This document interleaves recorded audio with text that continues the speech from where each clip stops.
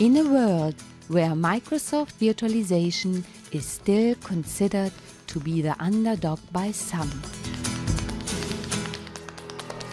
The Hyper-V amigos enlighten the IT crowds on how they could very well be mistaken.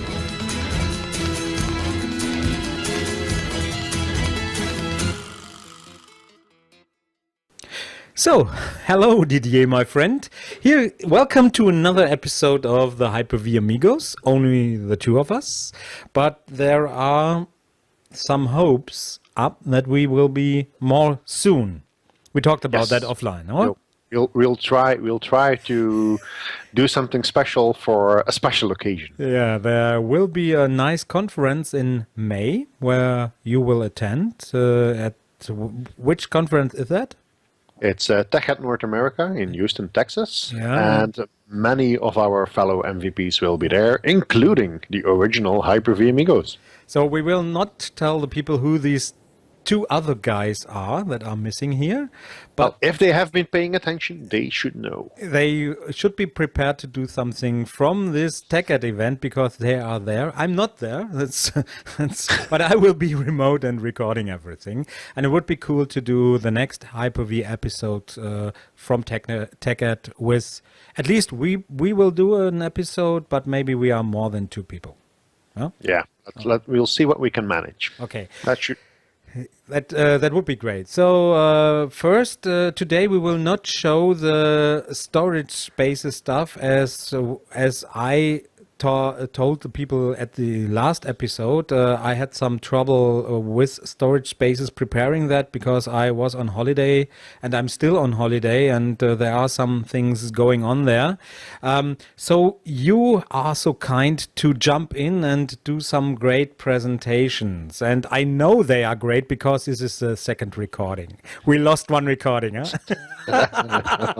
It happens. So, but before we go into the great stuff you want to show us and we want to talk about, there was a nice conference last week that you attend, and I'm a little bit jealous of that because it was around my area here. It's only 2 hours away and I can't be there. What was it? It was the Dell Enterprise Forum in Frankfurt, and I spent 4 days there, and I must say it was a really good conference. Yeah.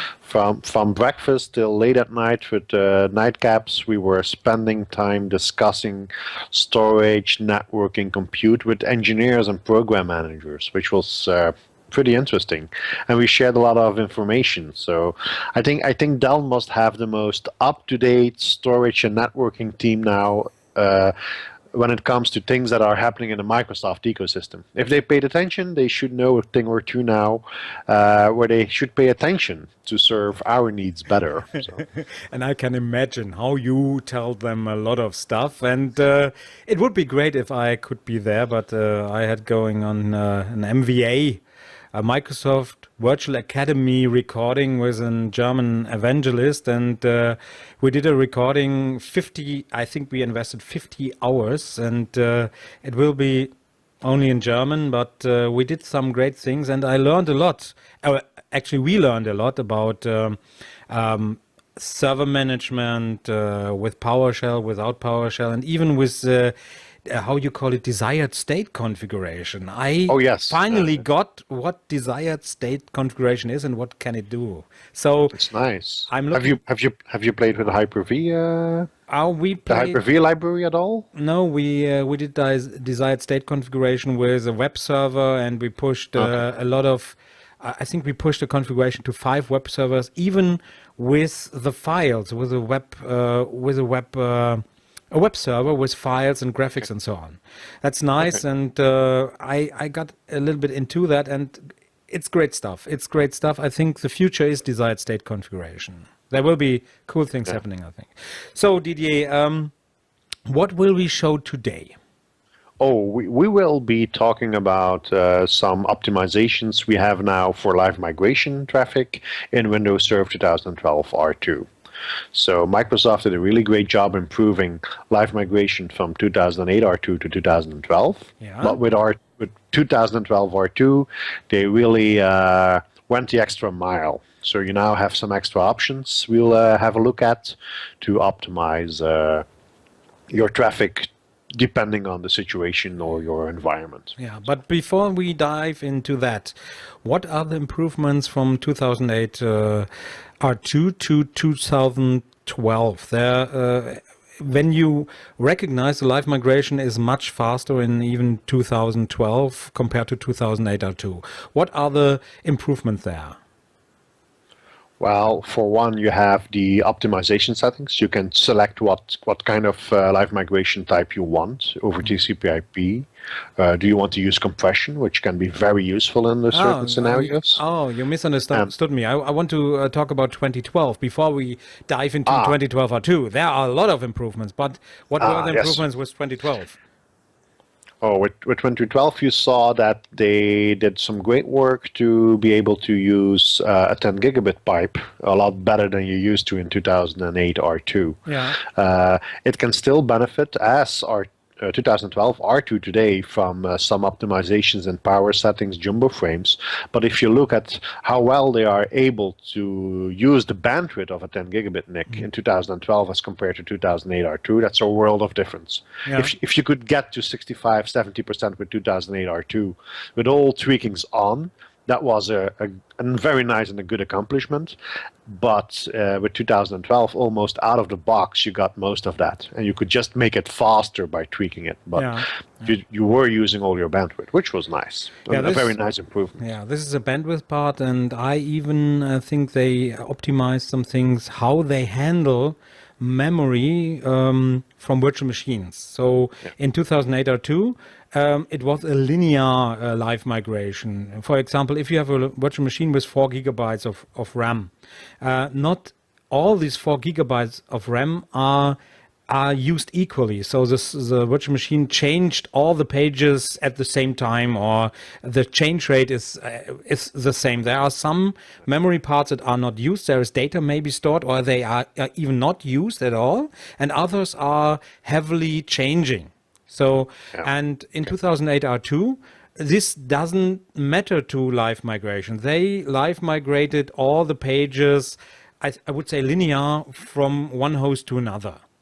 In 2012, they changed the algorithm so that the hot pages, the memory pages that are changed more frequently, are moved last in the live migration. So they started with the code pages, the 4 gigabit, first the pages that don't change, and at the end they moved the pages who are changed often.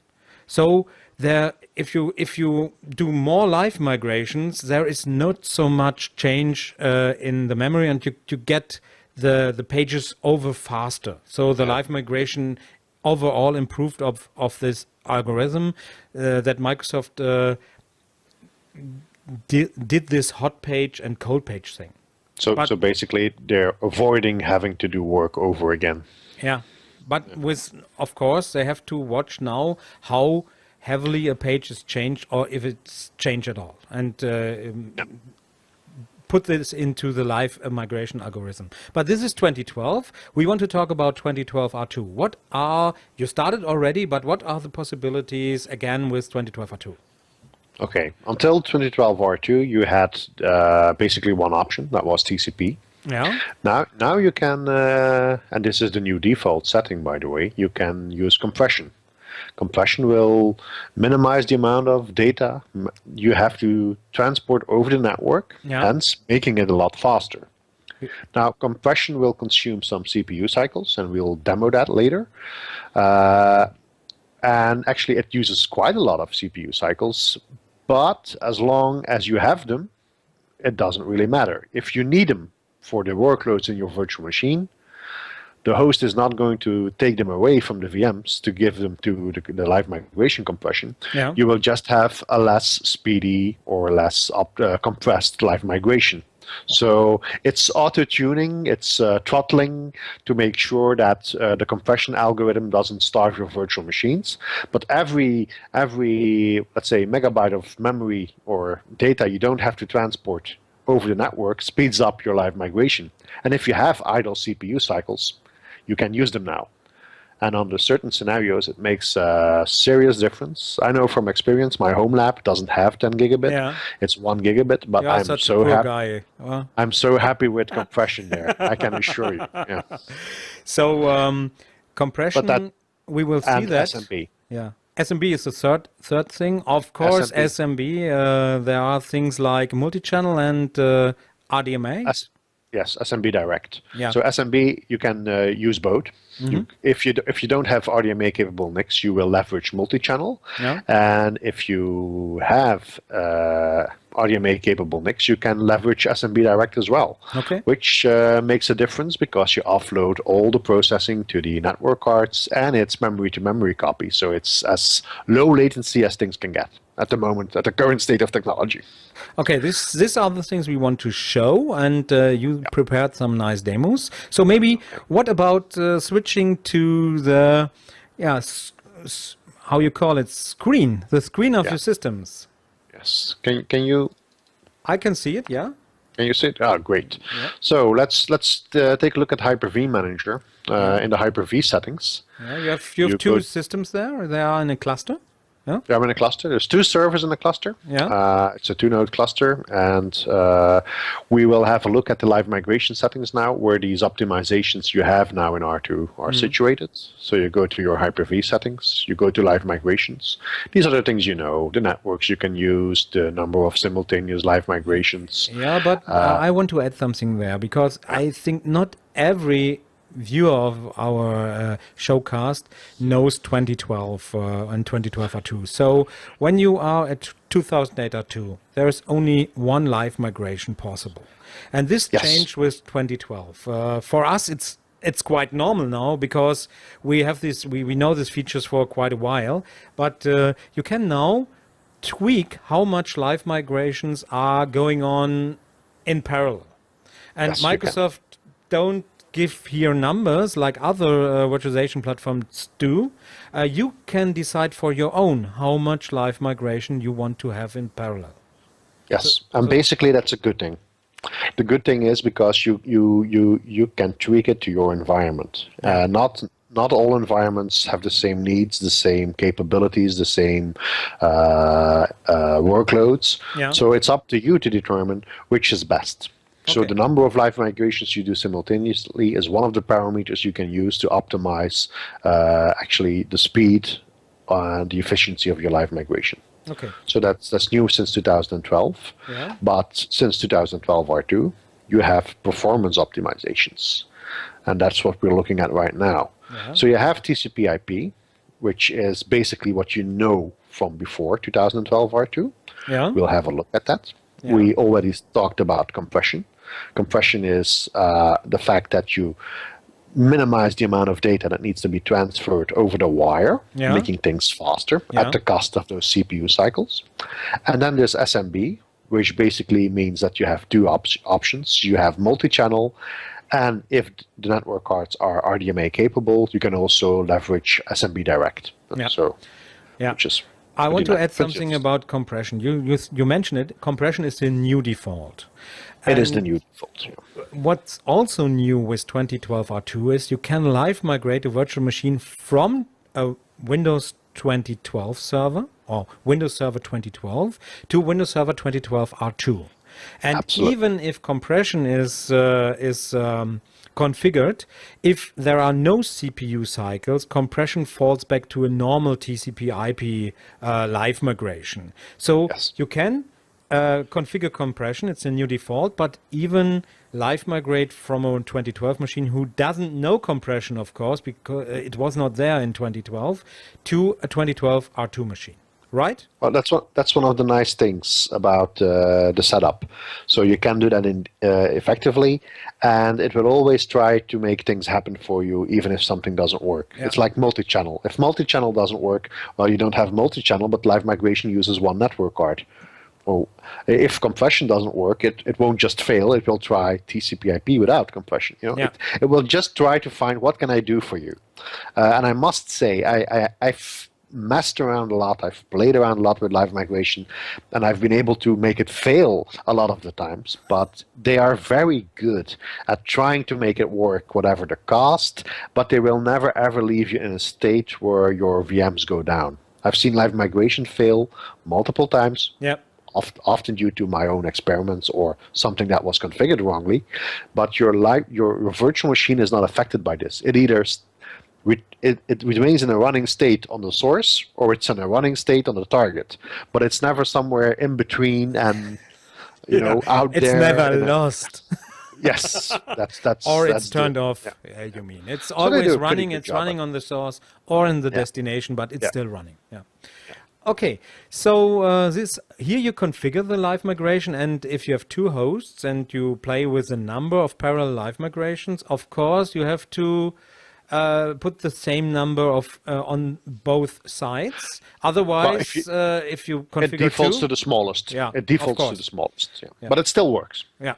So 2 is a new default, and if you have 8 on one and 2 on the other, there will be only 2 parallel live migrations. But there might be reasons to do that if you, let's say, have a cluster with different generations of servers, for example, or different types of network. You might want to do that. Yeah. I'm not saying that's a very common scenario, but it does happen. And again, you have all the capabilities and options to configure to make sure that you get the best possible solution for your needs. That's right. That's what I like. So what do you have prepared? So we've seen where we set it. So let's go out and have a look at our cluster. So you will have to trust me that we are running a cluster. I can show you one. I trust you, but maybe you can show it, or you very quickly show it to you. Basically, we have 4 virtual machines running on this cluster, and each of those virtual machines has 10 gigabytes of RAM memory. Okay, so 10 gigabyte. Yeah, so that's 40 gigabytes. Yeah, in total. 4 times 10. Okay, so what we're going to do now is with PowerShell, because we're not going to look at the GUI of the live migration happening. What we're going to do is experiment a bit. So we're going to keep an eye on bandwidth and on CPU. For us, this is the most important factor right now. So we have some performance counters set up for network traffic. We have some performance counters set up for CPU cycles. And we have PowerShell scripts to, let's say, facilitate the demonstration. Yeah. So what we're going to do is we're going to go through all 4 types of live migration. Yeah. And see what happens. Yeah. Before we do that, let's talk a little bit about your hardware setup. We see there some Mellanox C. I think these are the Mellanox cards you are using. These are cards that are capable of TCP/IP and SMB direct. So yes, exactly. You have to have those cards to leverage SMB direct with normal cards. You need an RDMA capable card that has all the firmware and the drivers needed to make it work. Okay. And there aren't too many out there. Yeah. So Rocky, Mellanox is the most known one. iWarp, as far as I know today, it's only Chelsea. Yeah. And InfiniBand, well, that's also Mellanox as far as I know. There are some cards coming. I know that Emulex is having a chip with Rocky. Okay. It should be out now, and other are in the pipes. So there will be more iWarp options and more Rocky options soon. So there is hope. So there is hope for Blade users or something. Yeah, yes, it is. if they get the firmware, the drivers right. Yeah. Okay. And maybe some addition there are some Broadcom cards that stated they do RDMA, but they don't. They do RDMA maybe, but there are no Windows drivers for that. You maybe remember I had a meeting where they bought Broadcom cards, and I make sure over one of our MVP, how you call it, MVP lists, mailing lists. I talked to one of the network guys, and he said, no, there are no RDMA drivers for Broadcom in the moment. Yeah. I've had a guy in Sweden who asked me the same thing. I think during the I think the early days of R2. Yeah. because he had them in his machines, but we never got it to work. It just doesn't. It's not ready yet. So it's probably coming. The drivers will be there. The firmware will be there, but as of now, as of today, I don't think it's. Yeah, I only know Mellanox and Chelsea cards. Okay, so that's about RDMA or SMB over SMB Direct. So basically, you can just see what I'm using. It's two PowerEdge R720 servers, Intel X520 is for the virtual machine switch actually, and this is these are the Mellanoxes. And I've used this with Power Connect and with Force 10 switches. Yeah, you have to use what you have, because if maybe this is a shameless plot, but if people want to see other things in these demonstrations, we will not say no to them if they give it to us. Yes. Okay. And, So let's. and as long as they don't say that we have to give it back within 5 days, because No, I would have say a job 60 to do days, as 60 well. to 90 days. 14 days. at the bare minimum. At the bare minimum. Okay. So let's see what we got there. You will start with live migration over TCP/IP. Yes, let's start with what we know from before and which still works today is live migration over TCP/IP. Now let's take a look here. We're gonna take a look at the counters. Okay. Perhaps interesting to know. I'm using the Mellanox counters because they have an advantage, which I'll discuss when we get to RDMA. We have the CPU set up, so we can keep an eye on the CPU, and we have our good old trusted task manager to verify that at least they agree with each other about what's happening. So let's kick this off. There we go. If all goes well, you see some CPU load. Why? Because live migrations are starting. And you should also see something very interesting, bandwidth being used. And as you can see, the one that's sending is the blue one, the one that's receiving is the green one, and they're both at their maximum level. Okay. And we are doing multiple live migrations here. You are doing So 4 live migrations now from the one host to the other host, and all the live migration is happening over one card. And we saw here 10 gigabits sending traffic. Now it's at 4.9, but I saw 10 gigabits. Yeah. It's flipping a bit back and forward. Why? Well, we are doing A to B, B to A to B, B to A. So we're doing multiple runs. And it's also nice to look at the CPU, by the way. So and now we have 10 gigabits again. I see it. Yeah. And if we go into Task Manager, we should see it. So basically what you see when you have only one live migration, you might not use all the bandwidth. Yeah. So the trick is a bit, you have 4 things you need to watch out for to optimize live migration. And one is the power settings. No C states, no C1E states. Memory must be set for maximum performance because being green comes at the price of performance and speed. Yeah. The other thing is that you should enable jumbo frames. Whilst this demo is running and we're calculating an average, I will show you something. Yeah, you had a great you had a great blog post about jumbo frames and live migration. Here it is, huh? Yeah. This is the cool thing about multi-channel. You can do live migration over multiple NICs. Yeah. So basically what I did, I enabled jumbo frames on one of them, and I didn't on the other. And this is the difference. This is the one with jumbo frames enabled. You mean ports or NICs? Did you enable on one port or on a NIC? It's on the NIC port, right? You have a two port NIC. Yeah. And on one port you enabled jumbo frames, on the other you didn't. Yeah. Okay. Yeah. So that's the difference. It's about 20%. And this is if you enable it on both, then you see that they both get the maximum throughput. So jumbo frames do help with live migration. Yeah. Okay, so that's good to know. But you have to configure them, of course, end-to-end for the end-to-end communication. Absolutely. So the switch is just a pass-through, but if you configure non-matching settings on the endpoints or conflicting endpoint settings with what's on the switch, you might run into trouble. Yeah. So you have to do it correctly, otherwise you might run into issues. Yeah. But let's see, this one here is finished. And let's see at the average. The average is 41.75 seconds, which basically for 40 gigabytes of memory is almost line speed. So where do we lose some time? Well, you have to spend some time setting up a live migration and finishing one. Yeah. So When you host A mean has to. Yeah, when you mean line speed, we are talking about one 10 gigabit port because it doesn't use both ports.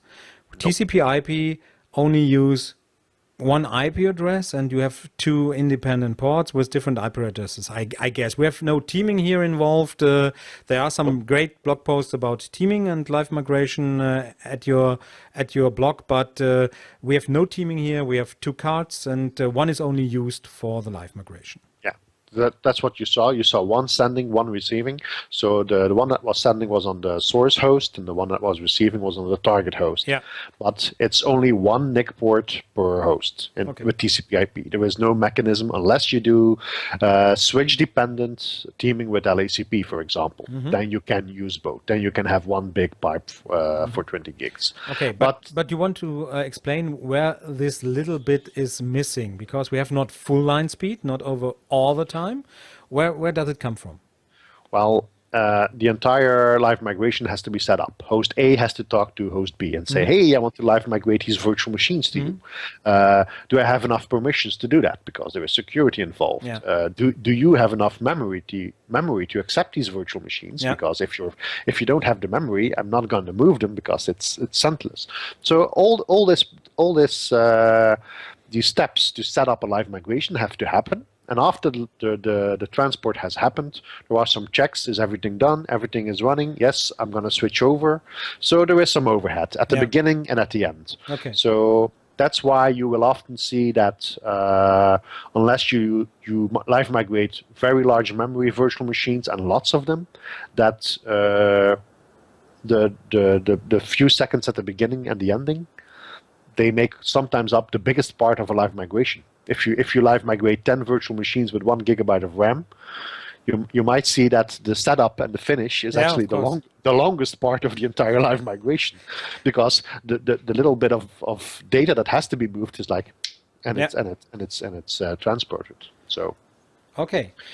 So this is TCP/IP you showed us. It's great numbers. We have line speed. This was not possible with 2008 R2, or you said it in the beginning of the showcast. There were maybe 70% if you tweaked the host quite well with all these C states and so on. You had great blog posts, or you have great blog posts about that. And I always envied you about the great live migration performance you get with your environment. Yeah. Well, the hardware allowed us to do a lot of optimizations, which is great. I have the same hardware now. And smart man, you are such a smart man. This is my production hardware now. So, and we both are. We're both Dell Tech Center rockstars. Well, I have my guitar here. I don't buy Dell because I'm a rock star. No. I think I've been using them for so many years, and I've had others. So at the moment, I think I have others as well, other nice stuff. So you have to have more hardware than only one vendor. So we make our choices and we live with them. And as you can see, it's quite comfortable living. Okay. Let's look at another live migration, one with compression. Yes. Now, for compression, of course, it's not just the live migration traffic we're going to watch, it's also the CPU load. Now, pay attention. So the script just switched the mode of the servers to compression. Yeah, right? You even changed the color to yellow. Yes. It's my power skill. I of course have to have this script, Didier. I will mail it to you. That's nice. do realize that I am not mailing the hardware. No, that's okay. I only need the script. Okay, let's kick it off. Let's look at this. Look at the CPU cycles. Whoa. Oh yeah. A lot of cores are involved. Yeah. Take a look here. It's pretty impressive to see. I would say all the cores are involved. Yes. And look at this. Because there is something else going on here. Nearly nothing, or? not too much network traffic. Well, of course, it's live migration with compression. Oh, so and the it's amount really of data, fast, isn't it? it is very fast. But of course, as I said, with compression, you get the CPU cycles to do it only if they are available. So it throttles. There is a throttling mechanism. Yeah. And you shouldn't be afraid when you enable compression that when you do a live migration, what you just saw here, all those CPU cycles being consumed, you might think, hey, wait a minute, I don't want to use compression because it's going to take away all those CPU cycles from my VMs. I don't want that. Yeah. But Hyper-V will not do that. It will throttle the amount. It will only give you spare cycles. It will not take away cycles from your virtual machine workload. That would be bad. So don't be afraid to enable it. And especially if you have 1 gigabit networking for live migration, this is the default. Leave it at the default. It is awesome. It makes my lab workable again. And you have to remember, I am, well, slightly addicted to 10 gigabit and better. So at home, in my home lab, I sometimes was like, this should be better. And with compression, I must say it makes a real difference. So Okay. I'm quite happy with it. Yeah, but we see really great numbers here, and you have 10 gigabit. We are not in your home lab. You are remote connected to your great. My proving grounds. Proving grounds. Okay, but normally you would not compress so much. I think your 10 gigabyte memory machines are not using all 10 gigabytes, or are they?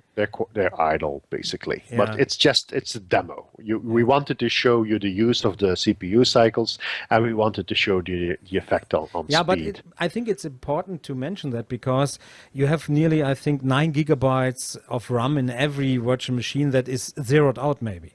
So compressing zeros is really a small number. It's highly effective. It's highly effective, yes, and we see that. That's cool. Yes. Okay. But this was to show, look, this is compression. Yeah. And to also demonstrate that it can use a lot of CPU cycles, but also to inform you, don't be afraid of it. Yeah. It will be throttled. It will not starve your VMs. Okay. Great. So now, if you have 10 gigabit or more than one 10 gigabit port available for live migration, And we have- SMB would be your preferred option. And as we said, there are 2 ways to do it. It's multi-channel or multi-channel with SMB Direct or DMA. Let's first look at multi-channel. Yeah, but first I have to ask you, why is SMB your preferred option if you have more than one 10 gigabit cards or even 10 gigabit?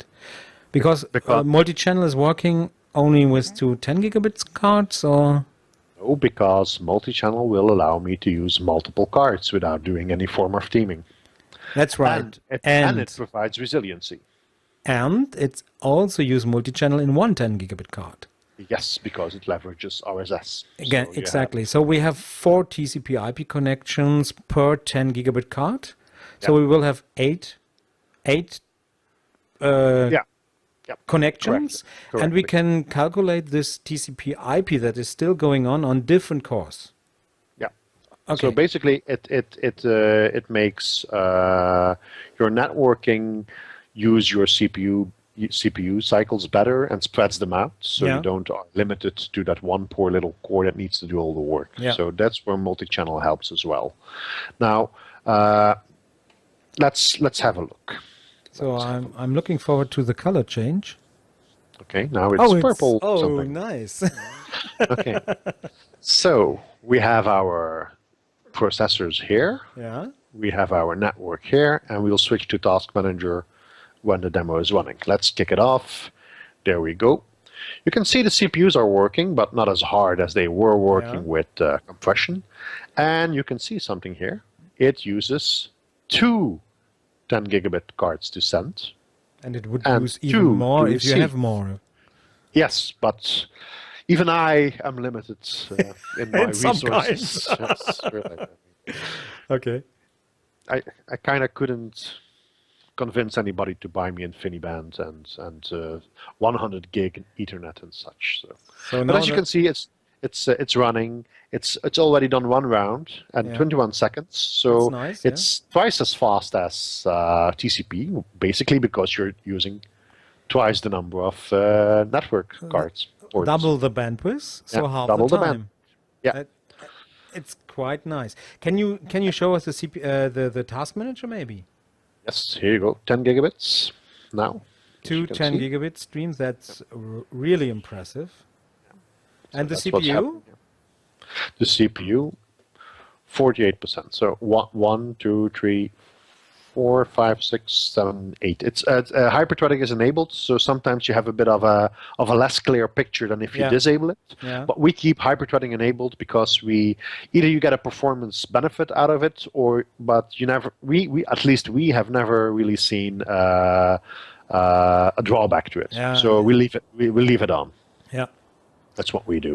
So it's finished here. So you can see the CPU cycles go down because nothing is happening anymore. Yeah.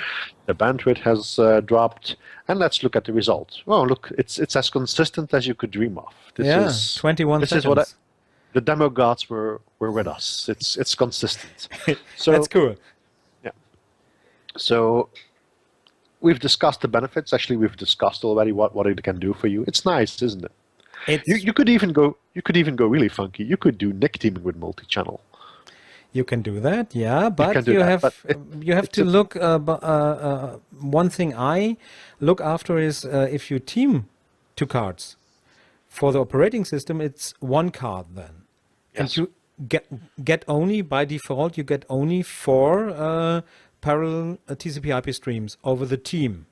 If you have 2 independent cards, that will be 4 at each port or at each card. So you have But you can tweak it. you can change it, of course, but you have to change it.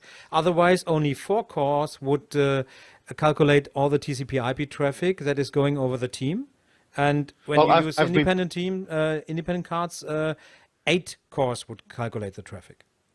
Now, I must say I've been playing with changing the numbers with multi-channel, Yeah. and I must say that the defaults they have chosen, Are quite I don't think they chose them by accident. But some testing and consideration went into it. The defaults do a real good job. Okay. So I would not start tweaking them unless you have a real use case.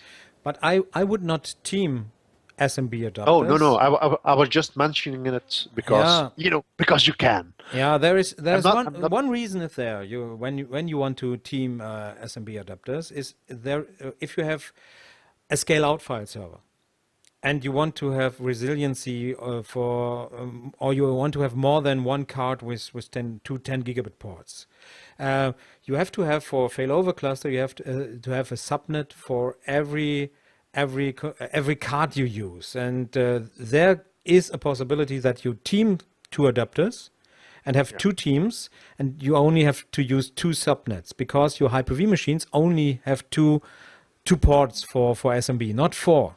Yeah, that would be maybe a reason, in my opinion, to team SMB cards, but you will lose, of course, SMB direct when you team Yes. something. If you have SMB Direct, you don't want to team. Yeah. And also the teaming might help out with faster failovers because multi-channel does failover, does provide resiliency, but if you want almost instantaneously failover, teaming is a bit better. There are scenarios where I could envision that you want to use it, but I would not go there by default. I would first try to use multi-channel and if possible SMB Direct. Yeah. Now, talking of which, SMB Yes. Direct is of course a bit the aspect of the demo which is the most risky to do. Okay. So Try are it. you with me? Are you with me? So basically I will run a script. First let's stop the running one here, the demo script. First run a script to enable RDMA and let's just hope this goes okay. Dun, dun, dun, dun. Sometimes multi-channel doesn't really work well after you've switched it over. So I hope it does.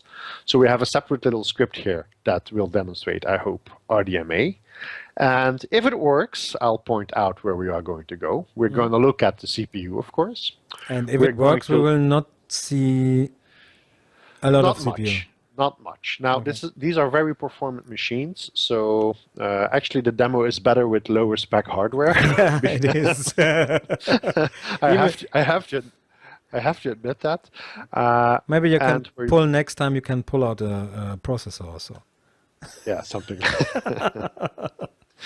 Or try to make him run a lot less fast. But also, what we want to see is if you're going to look at the task manager, you should normally see on the live migration. You can see that they have been enabled and disabled because Yeah. the order has shifted. But these two, you shouldn't see any network traffic here Yeah. because this doesn't see it. It goes to the card. Yeah. It's because we are using the Mellanox counters that you can see it. Microsoft also has some Hyper-V live migration counters now, where you can even see the live migration traffic, even if it goes over SMB Direct, per virtual machine. If you want to monitor that, it's available. I think it's if you do, let's say, add counters and you go to Hyper-V virtual machine live migration, or what was it called again?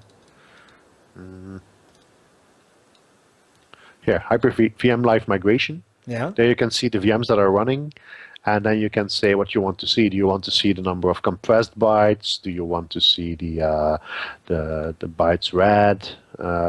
Pending decompression. You have all kinds of detail Cool. per virtual machine if you want. I didn't So know that's- that. I didn't That's know pretty. that. That's cool. That's pretty nifty. So if you're interested in one gigantic virtual machine, what the benefits are, well, this is your toy. This is where Yeah. you can figure out A 1 this is terabyte really- machine.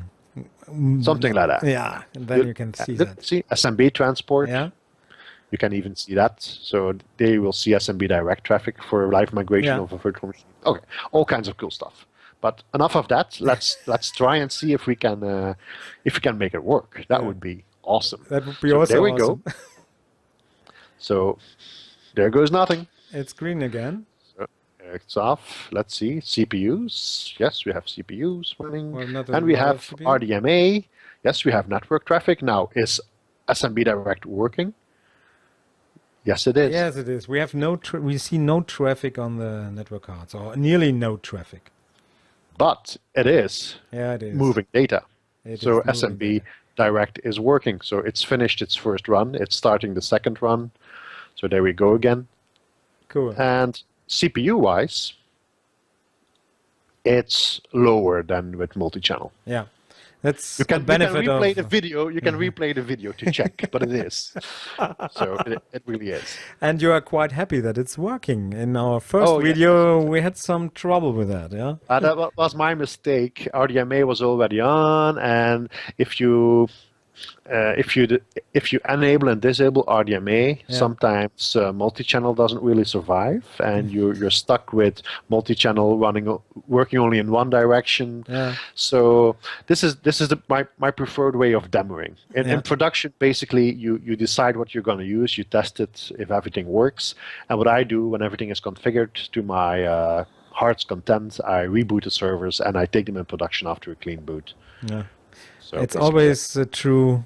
A reboot will help to get a fresh Well- machine and everything is working. Yeah, but you have to remember that on a production machine, you shouldn't be flip-flopping between modes all day. No. Of course not. Yeah.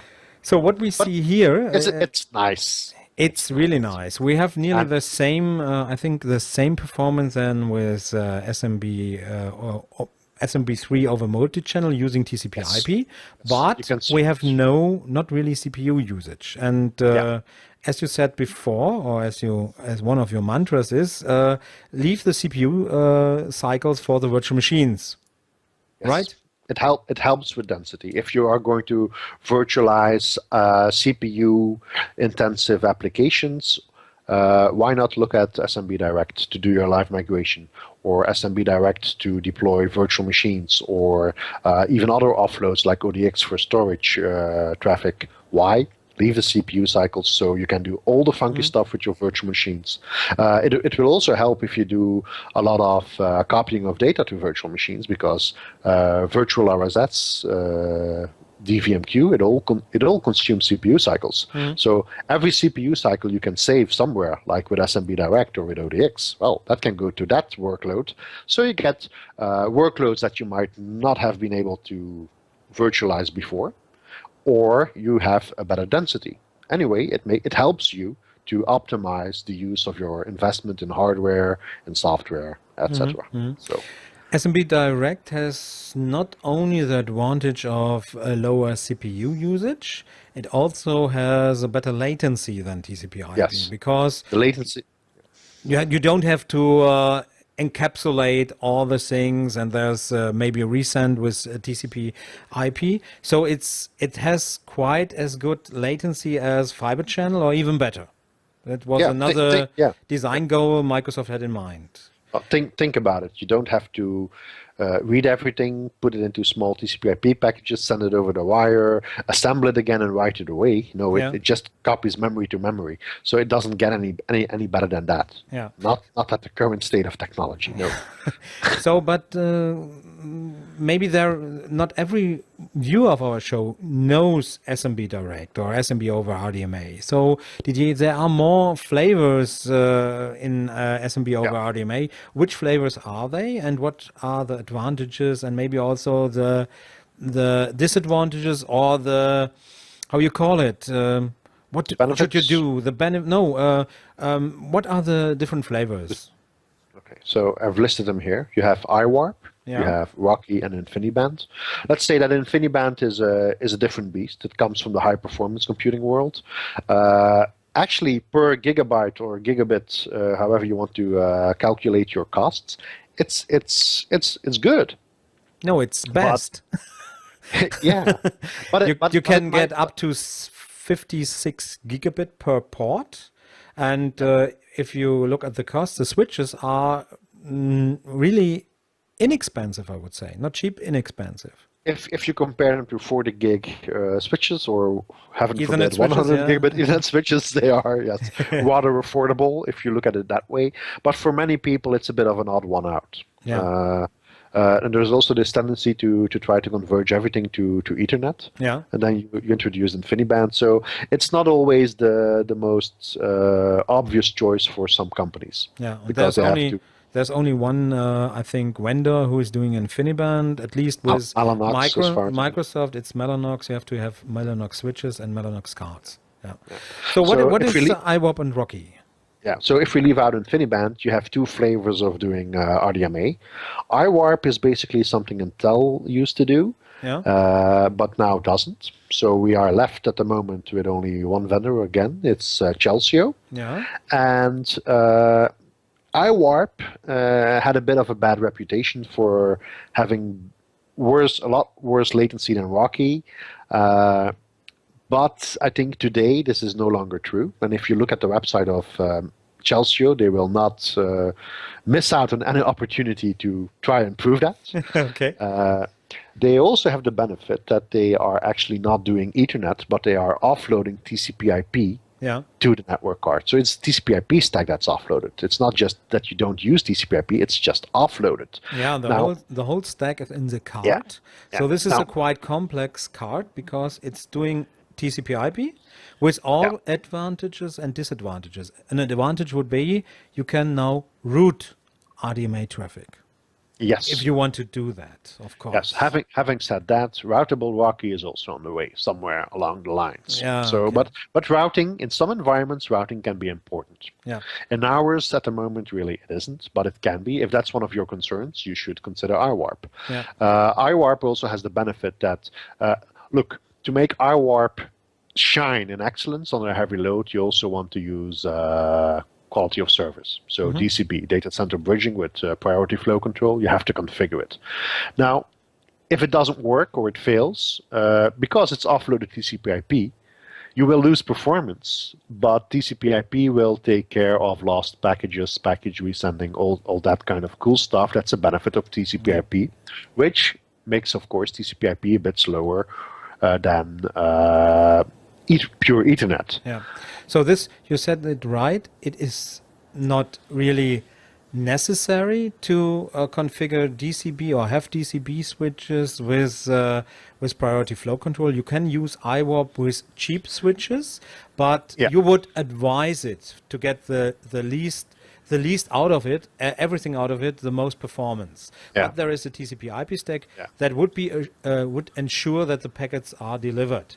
Coming to Rocky, it's a quite other thing. It's pure Ethernet, and there you Yes. have to have DCB switches with priority flow control, and even how you call it, ETS. It's another thing in Yes. DCB or DCBX. Enhanced transmission selection. Basically, that's also making sure that you get a minimum amount of bandwidth, if possible, Yeah. and you don't. Yeah. So it's all to do with priorities and minimums you are guaranteed.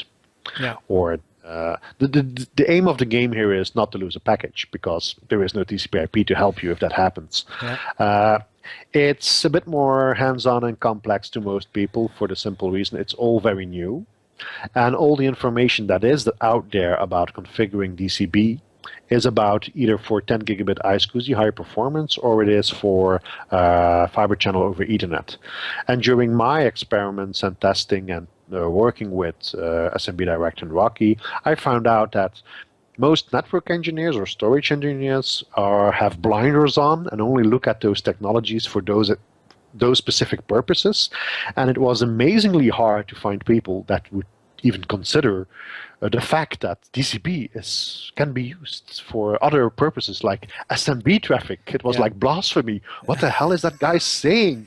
I mean, Microsoft CIFS using are you out of your mind? Yeah. Yeah. Okay, of course. Yes. What's wrong with you? To be But, really yeah. to be really clear here, I was in Redmond for a proof of concept with a customer, and we talked to the Microsoft storage guys, and I heard of some vendors who said you don't have to use DCB and priority flow control with our switches, with Mellanox cards and so on.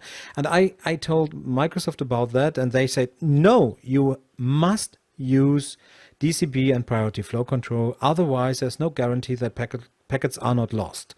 There will be congestion, even if you have switches that will never lose a packet.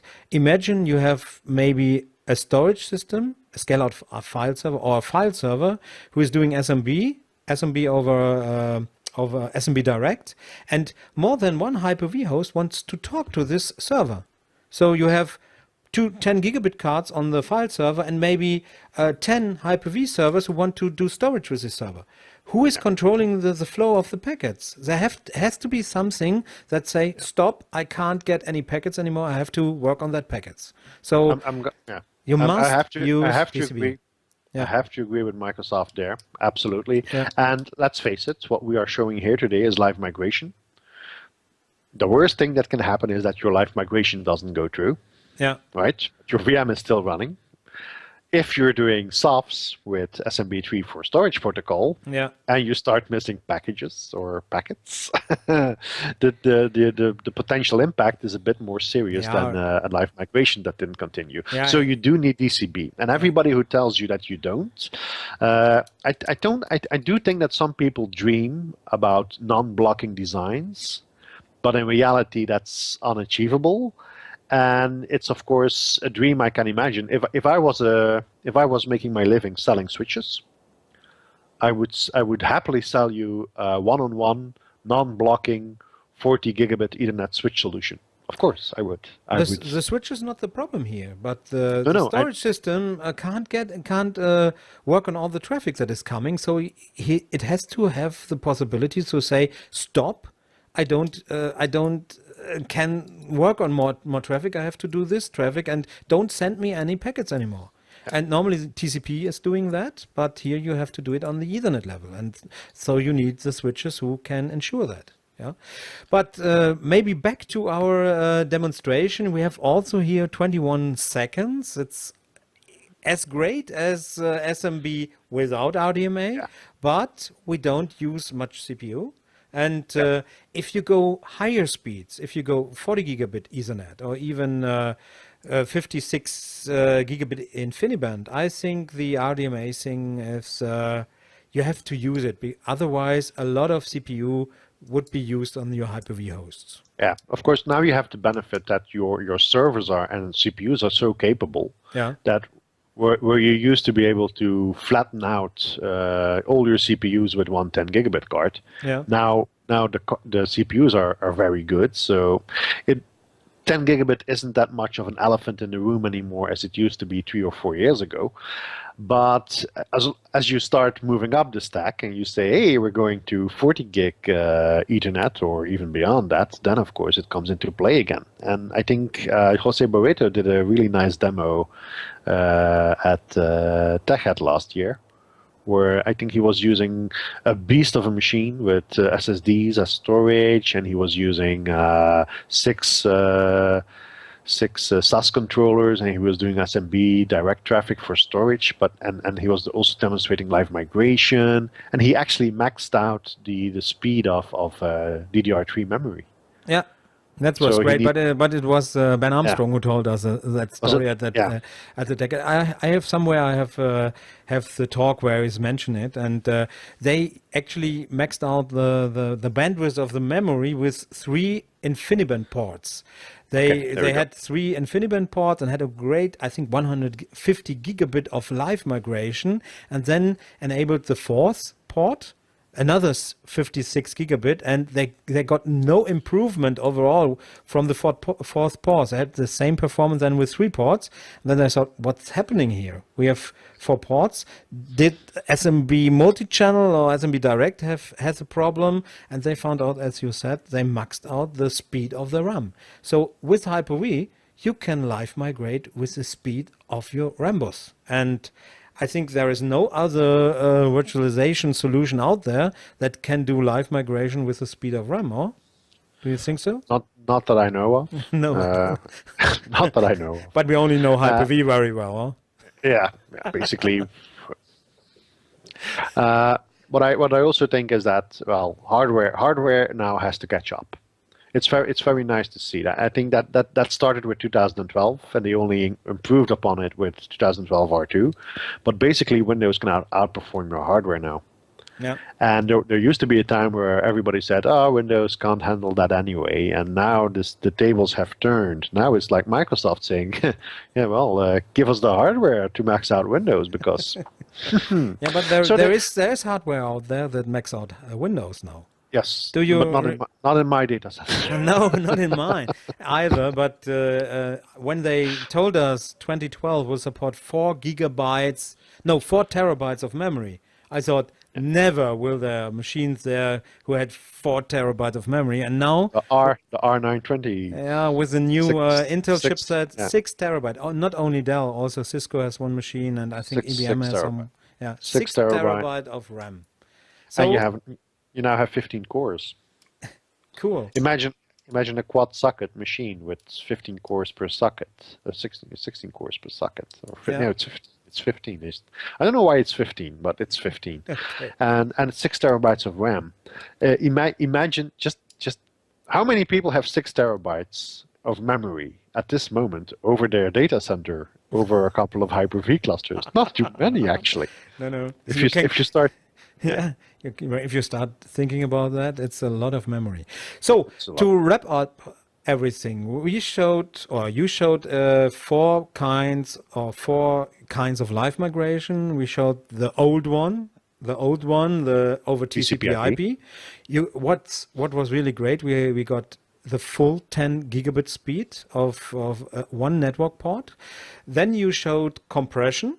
And we got the fastest live migration over the 10 gigabit port. We went down from 41 seconds to 8 to 9 seconds. But we have to remember these machines are very large machines that don't use the memory very heavily. So we had a lot of zeros in there. And this was for demo, Yeah. for showing, of course. You showed that the CPU cycles are used over all. I found it very impressive to see that all the cores were used to Yeah, it was, compress. isn't Nice compression algorithm, isn't it? yes, it is. And then Yes, it we is. switched to SMB, live migration over SMB. It's quite my favorite. You showed it without RDMA. We got 21 seconds. We maxed out 2 10 gigabit cards. And the 4th one was with RDMA. And we saw with RDMA, there was quite no CPU use. So very great options. What's your favorite? I guess it's RDMA, isn't it? Basically, it is. I have to say SMB Direct because that's what I'm using. Yeah. So we try to we're in a business where we need lots of compute on the virtual machines, and we try to virtualize everything. Yeah. So we have virtual machines with lots of memory, with lots of compute, and with lots of memory. Yeah. So and we tend to move that data around a lot. So basically, we try to offload as much as we can to where we can, and leave the CPU cycles for the VMs, and that seems to work out quite nicely. So. Yeah. Perhaps you might think, I'm sorry, you might think I don't need this today, which is perhaps true. But if you have the hardware that's capable of doing it, and it doesn't cost any more than other hardware, why not start leveraging it, gaining experience with it? Because what you need today might not be what you need tomorrow. And having experience and reaping the benefits already today, you don't have to wait until you have 40 gig parts to start playing with it.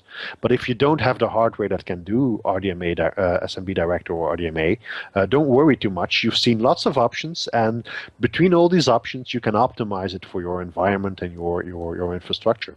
Yeah. And perhaps to conclude, the 4 tips for optimal live migration.